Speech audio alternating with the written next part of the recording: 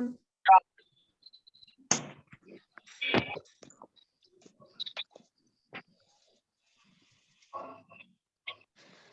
Ma'am, आप इतना दिन से कहाँ थी? हाँ मैं यस मैम। अंकित, हम गुम नहीं हुए हैं। मैम आप हम लोग को बस आज ही पढ़ाएंगी। हाँ? मैम बस आज ही पढ़ाएंगे आप? उन्हें बीच बीच में पढ़ाएंगे।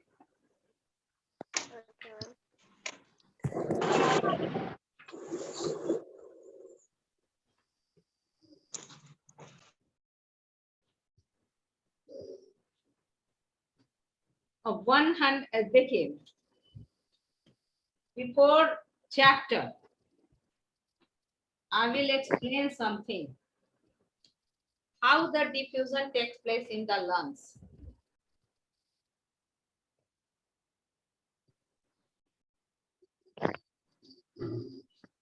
Ma'am chapter 4 Respiration.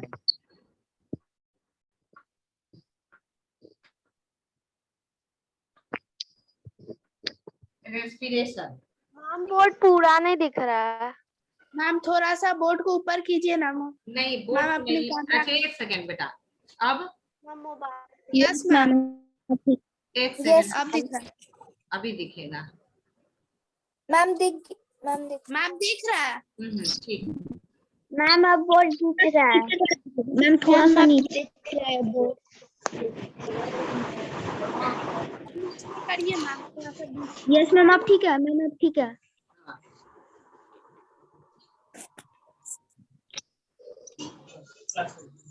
ये windpipe, a windpipe divided into two parts.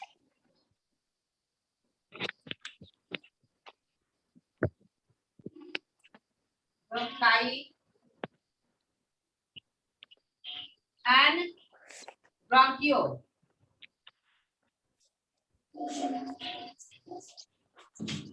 Ma'am ये वाला डायग्राम बुक में है। It is ये not. सिक्स क्लास में था। And Page bronchiole 108 पे filled with a spongy structure. This is spongy कौन सा टॉपिक पढ़ा रही हैं? respiration. Ma'am Exchange of gases. Ma'am chapter 7 respiration। Organism.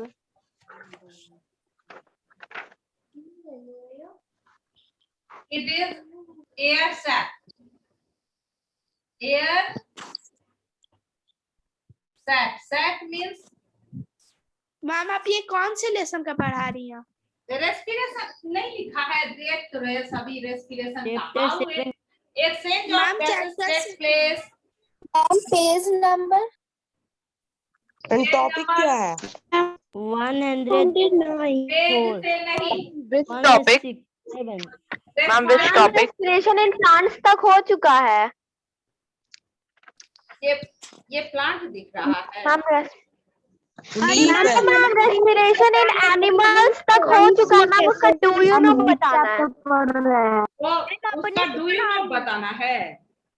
किसी ने कहा। Yes ma'am. एक सेकंड, एक सेकंड। अपने से पढ़ा रही हैं, कुछ और पढ़ा रही हैं? हाँ नहीं मैम कुछ और नहीं पढ़ा रही। मैम को बोलने दो। किसी ने कहा कि मैम डिफ्यूजन फिर से बता दीजिए। तुम्ही लोग में से कोई, हम जल्दी से माइक नहीं देख पाए तो हम सोचे कि नहीं एक बार डिफ्यूजन तुम लोग को फिर से बताते हैं। हाँ तो क्या बताएं फिर से कि मैम बता दीजिए मैम। डिफ्यूजन बता दीजिए। हाँ डिफ्यूजन बताते हैं। देखिए क्या होता है, ये चूंकि जानना जरूरी है। ये लंग्स का खूब बहुत अच्छे से ये नई स्ट्रक्चर बन पा रहा है जल्दी, इसीलिए बोलते हैं practice.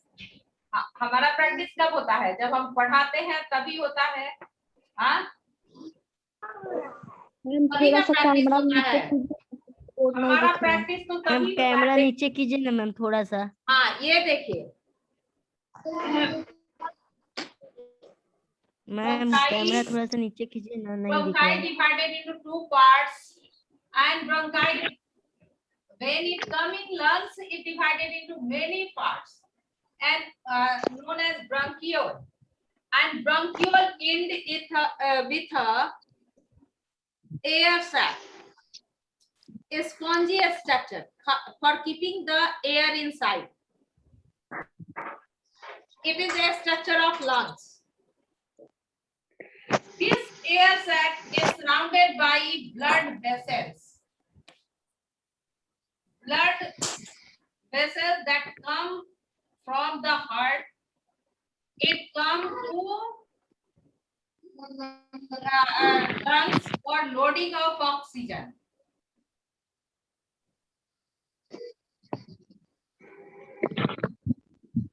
All the air sacs surrounded by the lungs, surrounded by the blood vessels. When we inhale air, that air having 78% nitrogen, 78%, 21% oxygen, and 0.03% now. It is other gases. carbon dioxide. It is the contents of the fresh air that we inhale. And the blood हम capillary 78% हम लोग inhale करते nitrogen. तो कितना है? Ma'am 71% 71% है। 78% ma'am. 78। Yes ma'am 78%। अभी तो सबको तो पढ़ाए थे 5th क्लास में, हाँ, composition of air. Yes ma'am 70-80% होगा। 78%। फिर से देख लीजिए, अच्छा जो भी हो, लेकिन ऑक्सीजन इज 21%, है ना? Oxygen is 21%. The blood capillary that is come from the heart for loading of oxygen, that blood capillary having less than 21% oxygen, less than 21% oxygen, and the carbon dioxide having more than 0.03% CO2. The air which is present in the blood vessels that having concentration more than 0.3% carbon dioxide, मतलब ज्यादा carbon dioxide का amount, less concentration of oxygen, oxygen का concentration less. तो यहाँ देखिए blood vessels में, ये blood vessels को कलर कर देते हैं आपको पहचानने के लिए कि ये ब्लड वेसल्स है।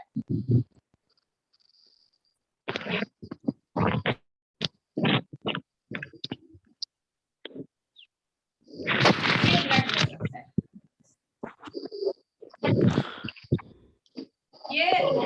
ये ब्लड वेसल्स, यहाँ भी ब्लड वेसल्स। अब देखिए इस ब्लड वेसल्स में क्या है कि concentration of carbon dioxide more than the fresh air. तो व्हाट हैपन कि carbon dioxide fuse inside the air sac, whereas oxygen concentration is more in the air sac. Fresh air में oxygen का concentration कितना है? 21% है, और blood vessels में oxygen का कंसंट्रेशन लेस देन 21% है। तो यहाँ से एयर सैक से क्या होता है कि क्या इन्फ्यूज हो जाता है ब्लड वेसल में? ऑक्सीजन का। पढ़े ना हीट चैप्टर में कि कैसे हीट का फ्लोइंग होता है, higher concentration to lower concentration. दूसरी बात की how the air flow from higher concentration to lower concentration, पढ़े हो ना हीट चैप्टर में? सभी पढ़े हो कि एयर का फ्लोइंग कैसे होता है, higher concentration to lower concentration. तो अब देखिए फ्रेश एयर में क्या है? 21% ऑक्सीजन है, हाई कंसंट्रेशन है, और जो ब्लड कैपिलरी में है, पूरे बॉडी से लेकर के आए, उसमें कार्बन डाइऑक्साइड ज्यादा है और ऑक्सीजन का परसेंटेज 21% से कम है।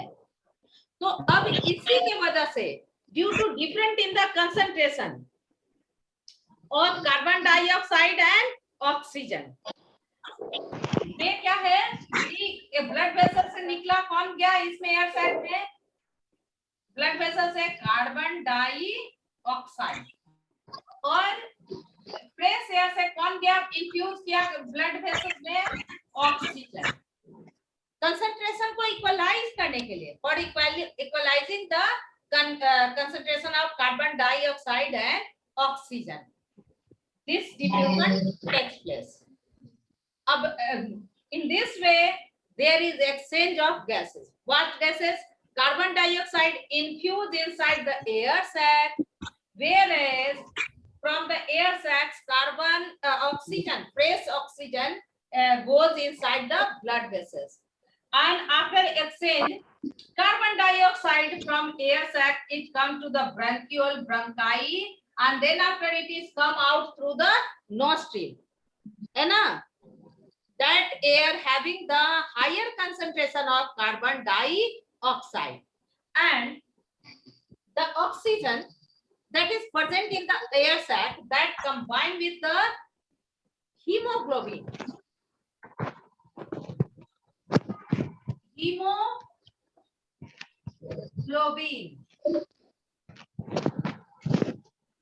Oxygen that is present in the air sacs infuse inside the blood vessels and combine with the hemoglobin. Hem means iron, a globin protein. Ma'am, what is hemoglobin? Hemoglobin. Hem means iron and globin means protein. So hemoglobin, a component, a pigment that is present in the blood, that combined with the oxygen and form oxyhemoglobin. In the form of oxyhemoglobin, hemoglobin travel to each and every part of our body. Where there is अगर hemoglobin का कमी हो जाएगा तो क्या होगा? Haemoglobin का blood कमी हो हमारा जाएगा। रेड रहता है। सुनो ना आकांक्षा, हीमोग्लोबिन का कमी हो जाएगा तो कौन ऑक्सीजन से कंबाइन करेगा बोलो? तो ऑक्सीजन इनहेलिंग बॉडी में कम होगा, और ऑक्सीजन इनहेलिंग कम होगा तो कैसे ऑक्सीडेशन होगा ग्लूकोज का, है ना? ऑक्सीजन किस लिए चाहिए? For release of biochemical energy. When the biochemical energy is released, when the glucose combined with oxygen, and when it is combined with oxygen, form carbon dioxide, water, and energy.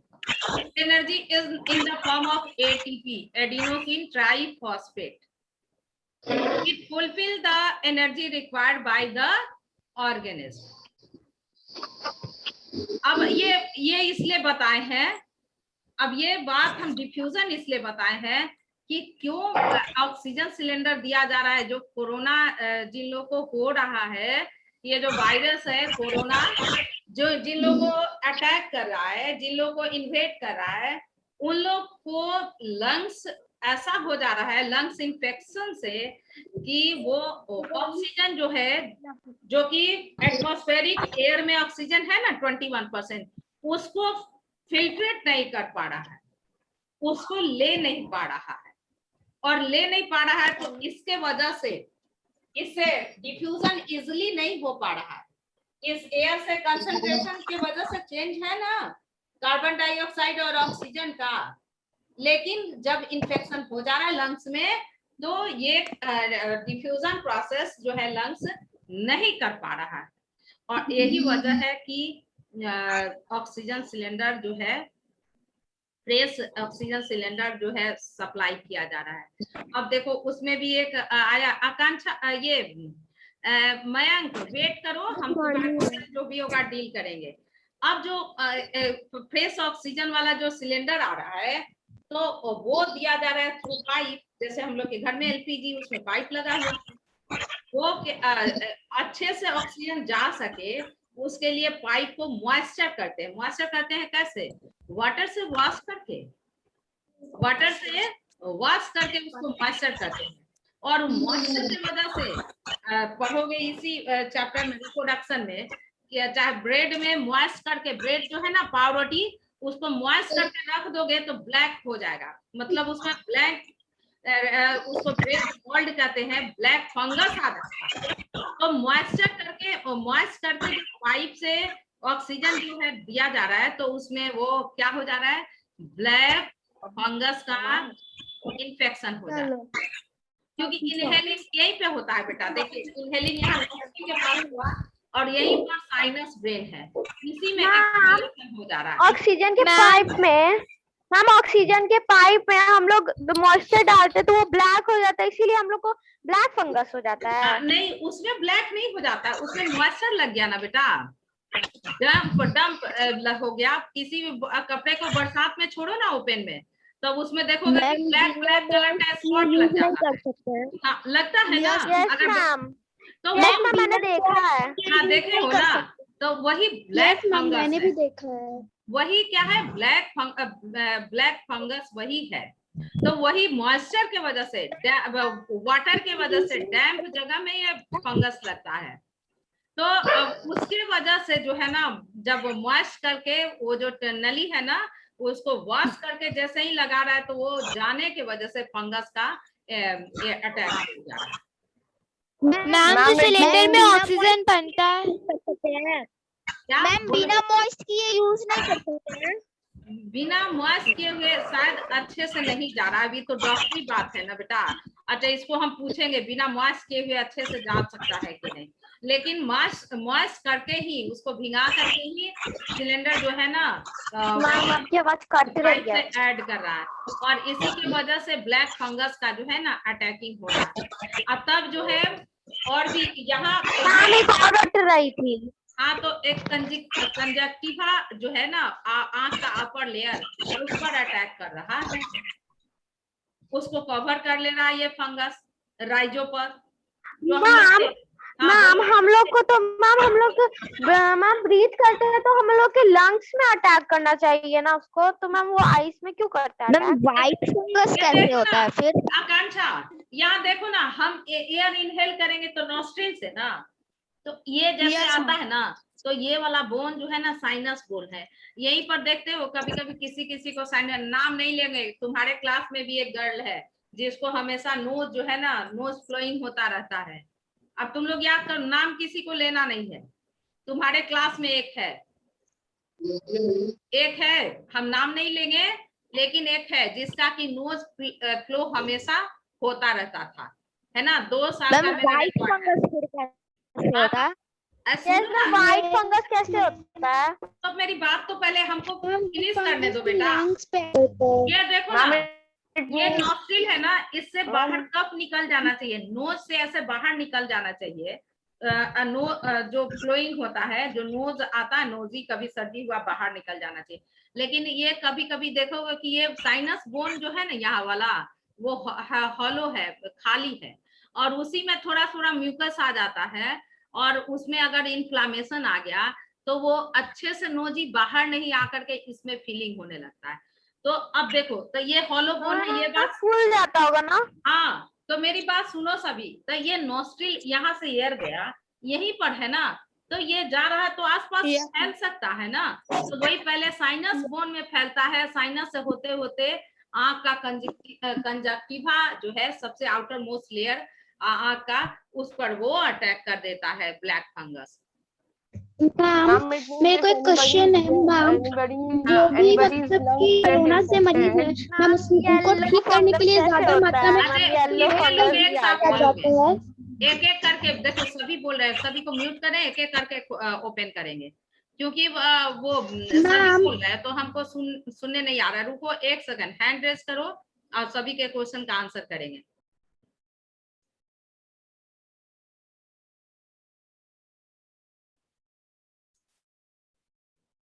हाँ, बोलो Akanksha, ask your question. Ma'am yellow fungus भी है, yellow fungus कैसे होता है?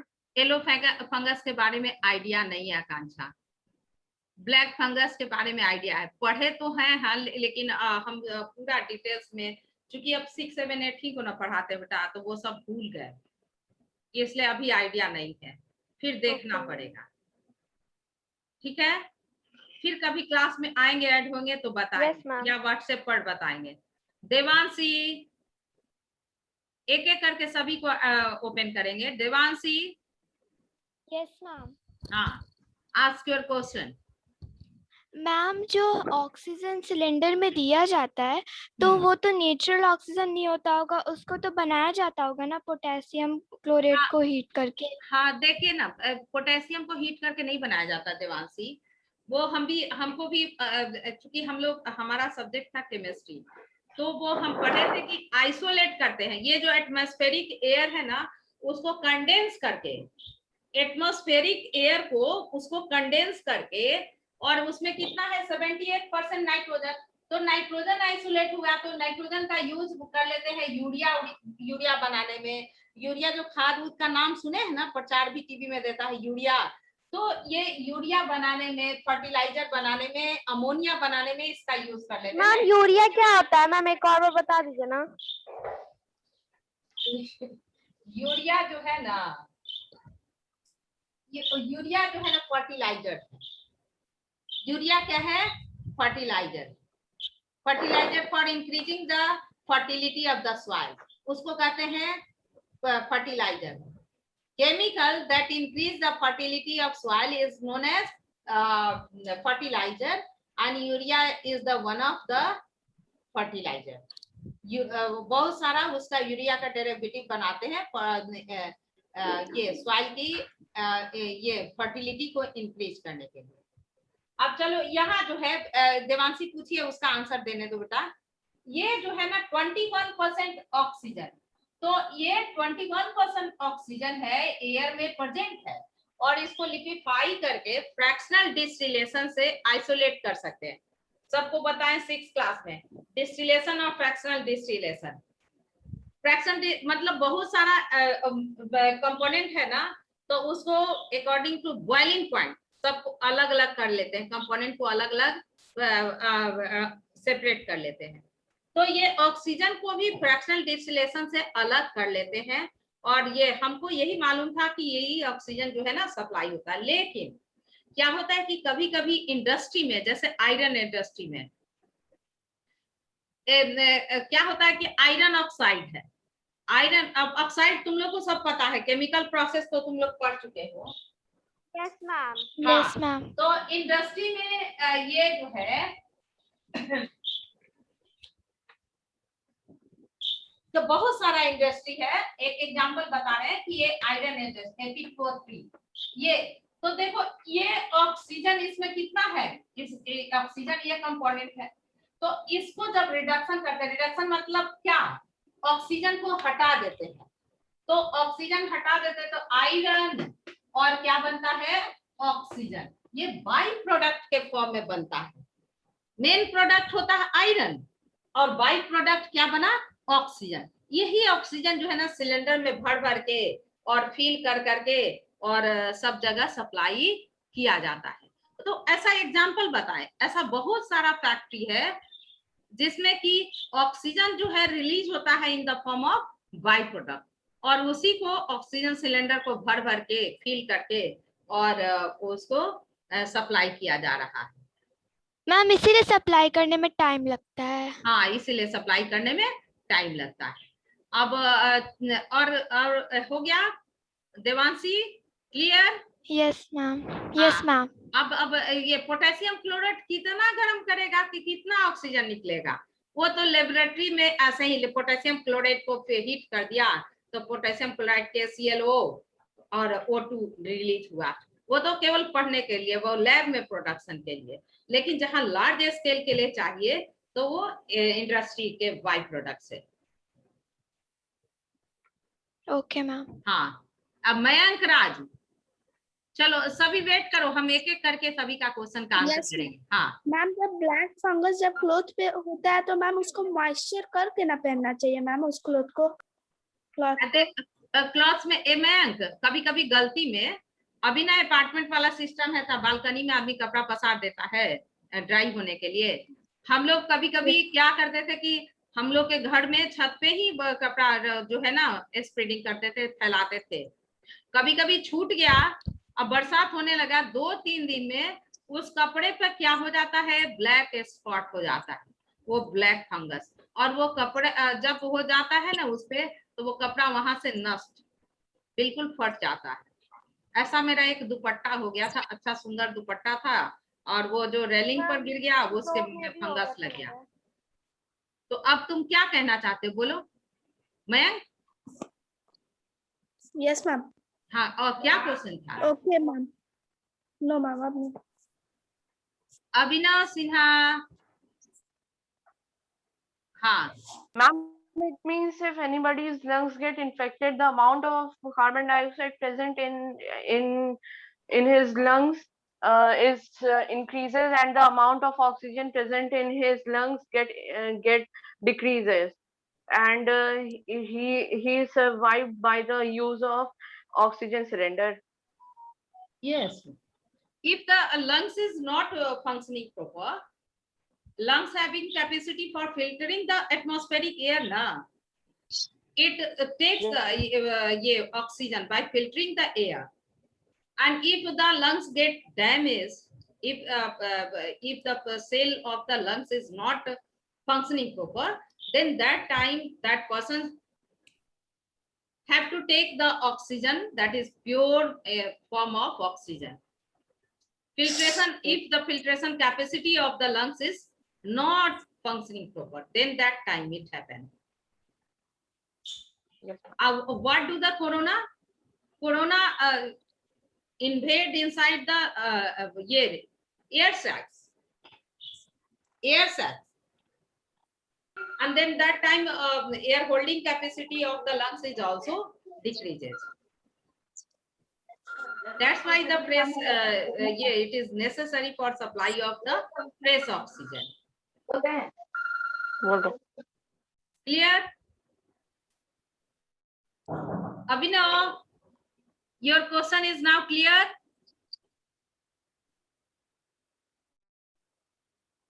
Abhinav, Yes, ma'am ma'am. White fungus कैसे होता है? व्हाइट फंगस कैसे होता है? ये फंगस का जब भी फंगस होता है बेटा क्रिस यस मैम। ये फंगस जो है ना, अब सबको एक all of you are knowing about the one fungus. What fungus? Black fungus. Mushroom. It is a fungus. So you know how the fungus is grow? Fungus grow on the moist and moist organic matter. Moist organic matter. Why moist organic matter? जो ये वो moist के present में, water के present में जो भी organic matter है वो क्या होगा, रॉटनिंग होगा, बैक्टीरिया उसको सड़ाएगा. और सभी को पता है कि फंगस इज ये saprophyte, they derive their food from the dead and decaying organic matter. और ये उसी में ब्लैक फंगस में ही एक टाइप है व्हाइट फंगस. अब उसका स्पोर आ जाएगा कहीं से, फंगस का स्पोर चारों ओर एकदम फ्लोट कर रहा है. ईस्ट और फंगस बैक्टीरिया एयर में एकदम फ्लोटिंग फॉर्म में है, और उन लोग में इतना सर्वाइवल है कि फ्लोट कर रहा है. स्पोर उसका कहते हैं, स्पोर उसका सीड को क्या कहते हैं, स्पोर. अब when the spore get the suitable condition, they started germinating into the fungus. तो व्हाइट फंगस का भी ग्रोथ वैसा ही है जैसे ब्लैक फंगस का ग्रोथ है, सेम कंडीशन. नाउ मन्नत, हैव यू क्वेश्चन मन्नत? You can wave your hand. हाँ, ask your question. No ma'am, no question. No question. Now I'm coming to Honey. Honey have question. Honey, you are unmuted. हाँ, you ask your yes question. Ma'am जब कोई भी corona positive होता है और उसकी हालत बहुत ज्यादा बिगड़ जाती है, तो मैम उसमें एस्ट्रोनाइट की मात्रा ज्यादा क्यों दी जाती है उसको? और मैम उसी को शुगर या फिर डायबिटीज क्यों होता है? और मैम शुगर और डायबिटीज से ब्लैक फंगस कैसे हो सकता है? एक बात सुनिए, देखिए शुगर जो है ना, ये पैनक्रियाज जो है ना, पैनक्रियाज सभी पढ़े हैं डाइजेशन में कि पैनक्रियाज सीक्रेट पैनक्रिएटिक जूस है ना. पैनक्रियाज जो है पैनक्रिएटिक जूस का सिक्रेशन करता है, और ये पैनक्रिएटिक जूस के साथ साथ 2 जूस और निकलता है। पैनक्रियाज में 3 टाइप का सेल होता है, alpha, beta and gamma cell, और ये तीनों सेल जो है 3 डिफरेंट सिक्रेशन को सिक्रेट करते हैं। एक पैनक्रियाज हो गया, और दूसरा पैनक्रियाज, और एक ग्लूकागोन और इंसुलिन, सॉरी हाँ इंसुलिन ग्लूकागोन। ये जो है इंसुलिन जो है ब्लड में शुगर लेवल को क्या करता है, बढ़ाता है, इंक्रीज करता है, ग्लूकागोन उसको कंट्रोल करता है। ये पैनक्रियाज से ही तीनों फंक्शन है।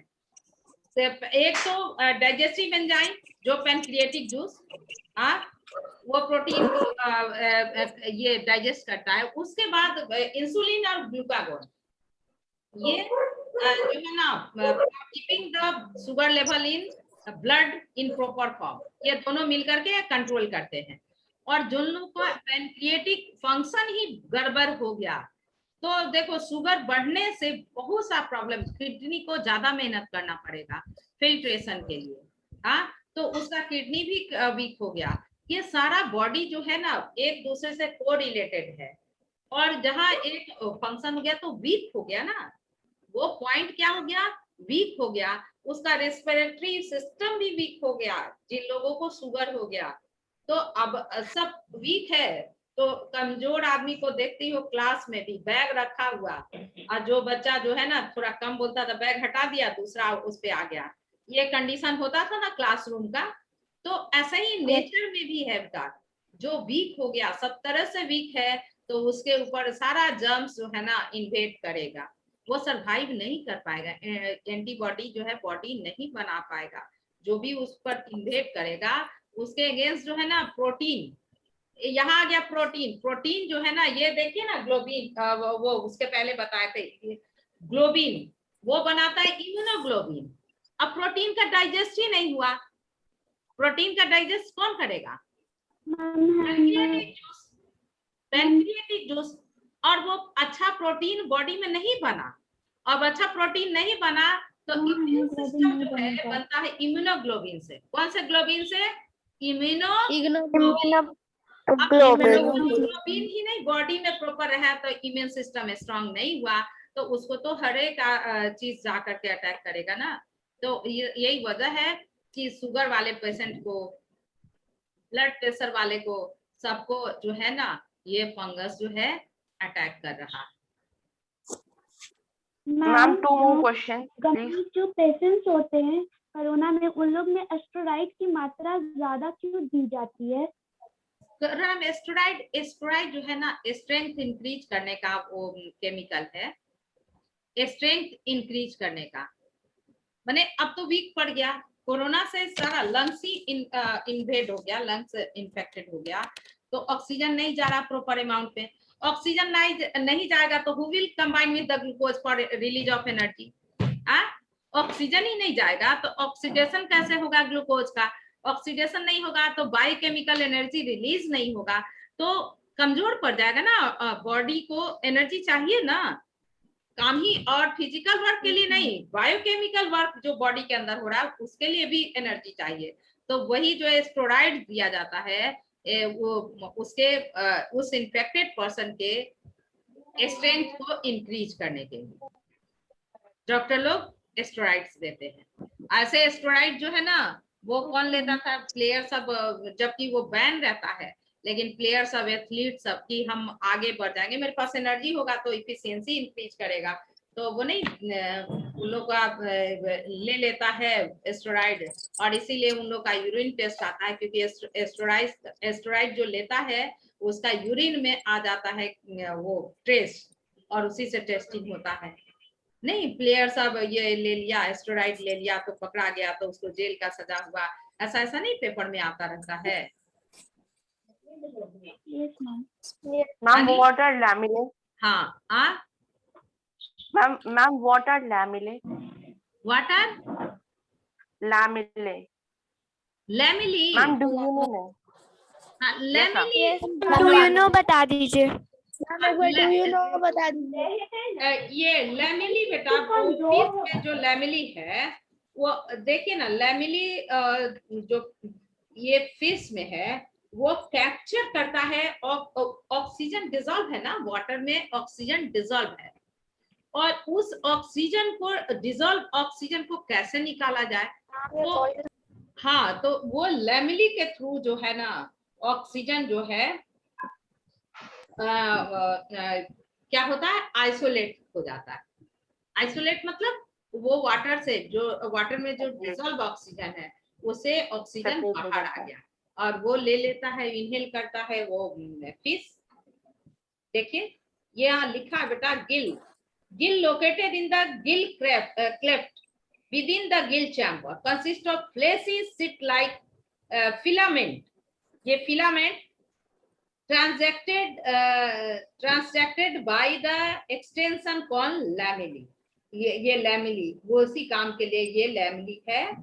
और as the water flow across the gill में जैसे water जाता है, the oxygen contained in it diffuse in the blood में जो ऑक्सीजन वाटर के थ्रू गया और ब्लड में डिफ्यूज कर गया, that is circulating through the vessels in the filament and lamellae. Simultaneously carbon dioxide in the fish blood stream diffuse into the water. और उसी समय जैसे जब वो ऑक्सीजन इनहेल किया, ब्लड में डिफ्यूज किया, जैसे ही अंदर गया, सेम टाइम साइमल्टेनियसली मतलब सेम टाइम उसी समय क्या होता है कि कार्बन डाइऑक्साइड आया और बाहर वाटर में आ गया, ऑक्सीजन डिफ्यूज किया ब्लड में और कार्बन डाइऑक्साइड बाहर आ गया वाटर में, and diffused into water and carried out of the body.